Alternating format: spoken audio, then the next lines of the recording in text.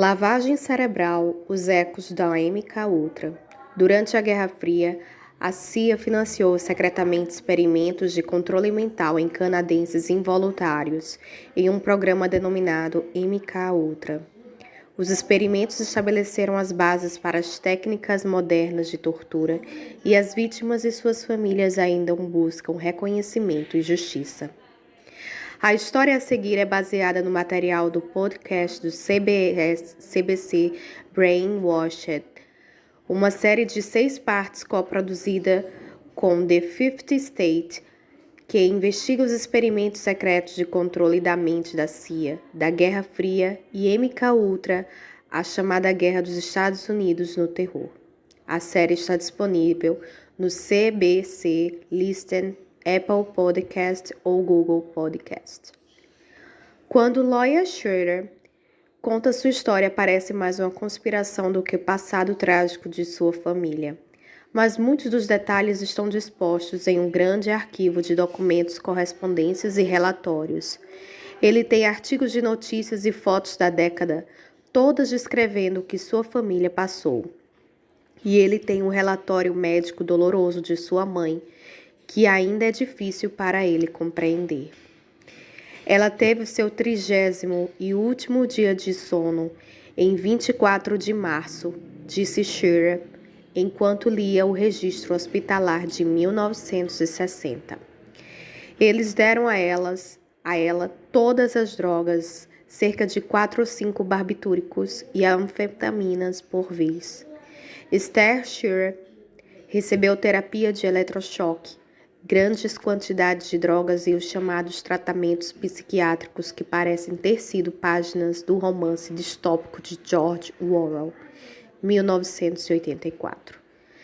Ela foi paciente do Instituto Allen Memorial de Montreal na década de 1960. Ela havia ido ao Allen, como é conhecido ao hospital, em busca de tratamento para o que hoje seria considerado ansiedade ou depressão pós-parto. Mas assim que ela atravessou as portas do hospital, ela foi aos cuidados de um psiquiatra chamada Ewen Cameron. Ela se tornou involuntariamente objeto de um experimento para que uma enorme operação de lavagem cerebral da CIA com o codinome de MKUltra. E Schroeder também fazia parte desse programa clandestino porque sua mãe estava grávida dele na época. É uma loucura, disse Schroeder. Não acho justo fazer isso com um feto em desenvolvimento. Schroeder está agora com 60 anos, semi-aposentado, mora em Toronto e ainda luta para ser reconhecido como uma vítima do experimento. Centenas de pacientes cujos entes queridos foram testados por Cameron estão agora exigindo a compensação pelos membros da família e um pedido de desculpas do governo canadense. O Canadá nunca forneceu uma lista das vítimas dos experimentos que ocorreram durante o mandato de Cameron de 1943 a 1964. Nas décadas seguintes, nenhum governo jamais admitiu responsabilidade, muito menos se desculpou, apesar do fato de que parte dos experimentos em Montreal foram financiados não apenas pela CIA, mas também pelo governo canadense. Acho que eventualmente eles deveriam revelar a verdade. Acho que depois de todo esse tempo não sei o que estão tentando provar, quem está tentando proteger. Não acho isso certo, disse Schroeder. Eu acho que eles deveriam sair, e você sabe, lidar com isso. Lidar com isso significa reconhecer o legado de um período sombrio que ainda ressoa hoje. Para Schroeder e outros parentes que iniciaram 2 processos diferentes contra o governo canadense e outros, sua missão é pessoal. Eles dizem que suas vidas foram irrevogavelmente danificadas pelo que aconteceu. Famílias se separaram, as crianças foram colocadas em lares adotivos, o trauma foi geracional. Mas a história do MKUltra não é apenas relegada à história da Guerra Fria. A ideia de controle da mente, a teoria de que quebrar uma pessoa fará com que ela faça algo contra sua vontade, foi constantemente revisada por governos durante outros períodos de medo e incertezas, quando os militares e a medicina colidem.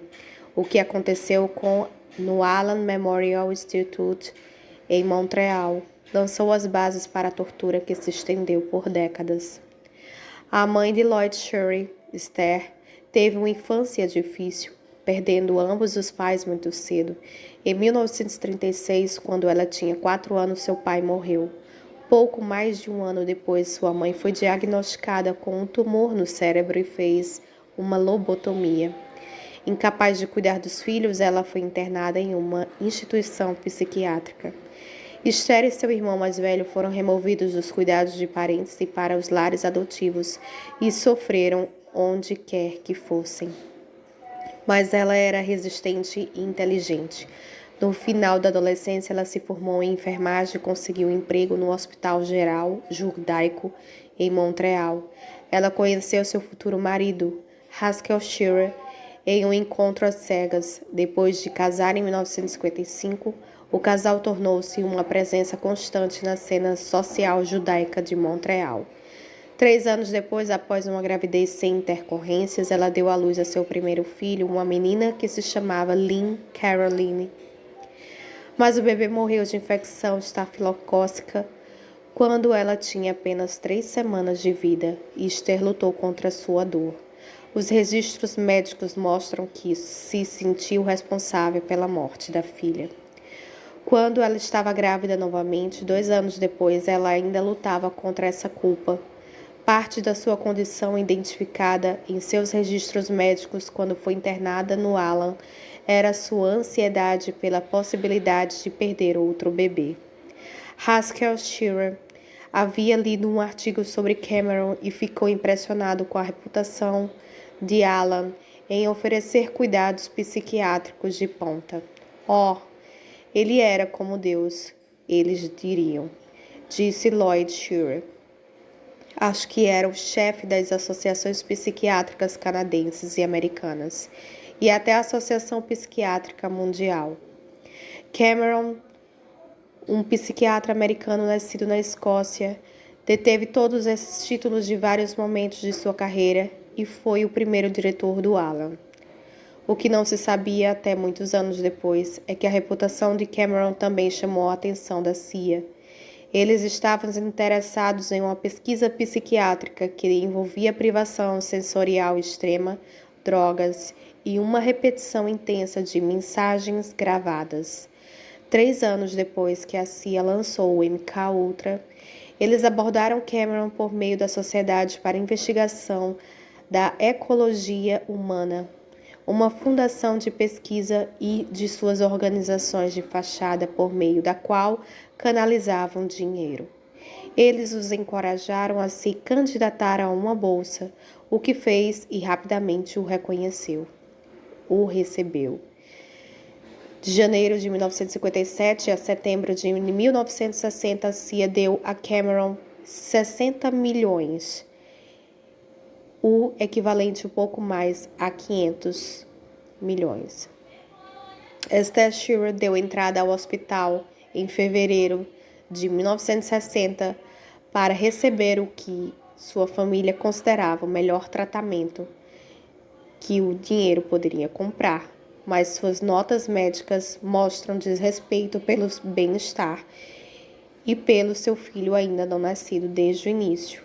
Ela passou 30 dias no que foi chamado de quarto de dormir, um lugar onde os pacientes eram colocados em coma induzido por drogas e despertados apenas para 3 mamadas e pausas para ir ao banheiro por dia. Ela perdeu 13 libras naquele mês. Seus registros mostram que ela não conseguia se levantar porque estava muito fraca. Ela também foi submetida a um tratamento denominado de despadronização. Cameron acreditava que transformar a mente de um paciente em um estado infantil por meio de drogas e terapia de eletrochoque permitiria que ele trabalhasse do zero, podendo então reprogramar os pacientes. Parte de seu regime de reprogramação envolveria o que ele apelidou de direção psíquica. o que significava reproduzir mensagens gravadas para o paciente por até 20 horas por dia, estivessem eles dormindo ou acordados. Essas vozes reproduzidas por meio de fones de ouvido, capacetes ou alto-falantes, às vezes instalados dentro do travesseiro do paciente. Os registros mostram que alguns pacientes ouviram essas mensagens até 500.000 de vezes. Em 12 de março de 1960, os registros médicos de Esther Shearer afirmam que ela foi considerada completamente despadronizada. Ela era incontinente, muda e tinha problemas para engolir. É uma loucura fazer isso com uma mulher grávida, disse o filho. Quando ela acordou do quarto de dormir, ela não sabia quem era meu pai. Ela não sabia quem era o seu marido. Eu acho que ela não sabia de nada. Você sabe, ela costumava me dizer que tinha que reaprender tudo. Lloyd Shearer se lembra de sua mãe dizendo que, entre as muitas coisas que ela esqueceu, estava como ferver água. Várias vezes durante seus tratamentos, ela desenvolveu sintomas ginecológicos. Seus registros indicam que ela começou a sangrar e eles trouxeram um obstetra para tratá-la. Eles a deixaram descansar por 4 ou 5 dias e então retomariam os tratamentos. As notas de Cameron diziam que, em 17 de agosto de 1960, 6 meses depois de entrar no Alan, ela fez 29 tratamentos de eletrochoque, a maioria deles da variedade extrema de que ele estava usando. Mas como ela estava agora no 8º mês de gravidez, os tratamentos pararam. Em 27 de setembro de 1960, Lloyd nasceu e Esther Shearer disse que se sentia desamparada. Ela não conseguia se lembrar das funções básicas da vida, muito menos como cuidar de um recém-nascido. Anos depois, em uma entrevista de 2004 à BBC da Escócia, Esther Shearer lembrou o quão perdida estava. Eu tive um novo bebê. Eu não sabia o que fazer com o bebê. Eu tive ajuda, uma babá, mas ela precisava de um dia de folga e ela me deixou um livro. E eu só vou te dar um pequeno exemplo. Quando ouvir o bebê chorar, vá para o quarto. Pegue o bebê e, passo a passo, como alimentá-lo. E isso foi muito assustador. Esther e Haskell Shearer já faleceram. Ela morreu de câncer em 2017, aos 84 anos, e apesar de tudo que ela passou e do que perdeu, seu filho disse que ela conseguiu viver uma vida plena e eles permaneceram próximos.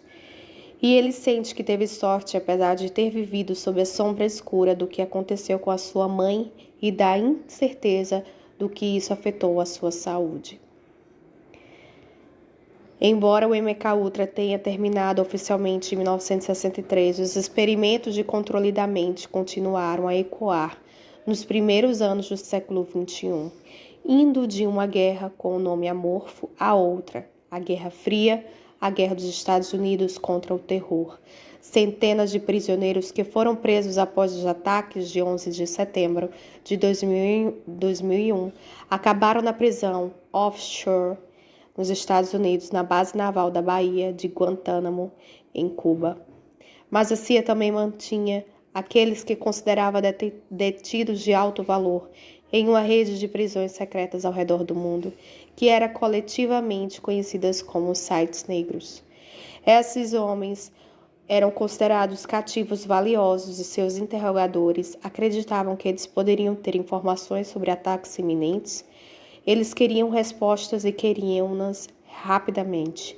Em 2002, em uma prisão secreta da CIA na Tailândia, o FBI interrogou um prisioneiro chamado de Abu Zubaydah. Ele foi baleado e capturado durante a operação no Paquistão.